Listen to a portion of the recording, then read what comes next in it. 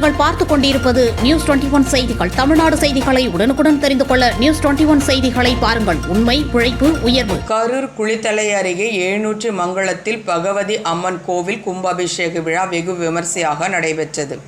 கரூர் மாவட்டம் குளித்தலை அருகே 700 மங்கலத்தில் ஸ்ரீ பகவதி அம்மன், ஸ்ரீ காளியம்மன் மற்றும் ஸ்ரீ மலையாள கருப்புசாமி கோவில் அமைந்துள்ளது. இங்கு பழைய கோவிலை இடித்துவிட்டு புது கோவில் கட்டுவது என முடிவெடுத்து விழா கமிட்டினர், ஊர் பொதுமக்கள் கட்டுமான பணிகளில் ஈடுபட்டு வந்தனர். தற்போது கட்டுமான பணிகள் நிறைவடைந்ததை அடுத்து இன்று காலை கும்பாபிஷேக விழா விமர்சையாக நடைபெற்றது. கள்ளக்குறிச்சி மாவட்டம் சின்னசேலத்தில் சிறுமலர் மேல்நிலைப்பள்ளி, இதயா நர்சரி பிரைமரி ஸ்கூல், சிறுமலர் தொடக்கப்பள்ளியில் தமிழ்நாடு அரசு வழங்கும் நலத்திட்டங்கள் அனைத்தும் மாணவ மாணவிகளுக்கு முழுமையாக வழங்கப்படும். 1ஆம் வகுப்பு முதல் 8ஆம் வகுப்பு வரை தமிழ் வழி கல்வி முற்றிலும் இலவசம்.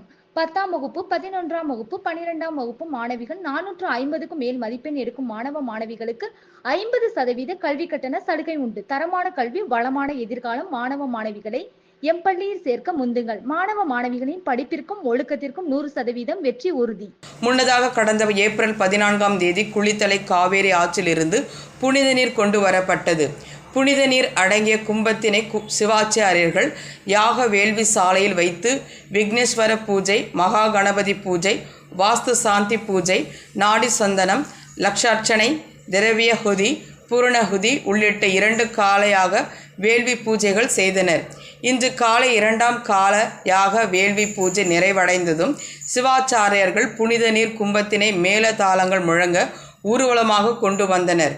பின்னர் வானில் கருட பகவான் வட்டமிட்டதை அடுத்து வேத மந்திரங்கள் முழங்க புனித நீரினை கலசத்திற்கு ஊற்றினர். அதனைத் தொடர்ந்து கலசத்திற்கு சிறப்பு பூஜைகள் செய்யப்பட்டு பின்னர் மூலவர்களுக்கும் புனித நீர் ஊற்றப்பட்டு சிறப்பு பூஜைகள் நடைபெற்றன. அதனைத் தொடர்ந்து பக்தர்களுக்கு புனித நீர் தெளிக்கப்பட்டது.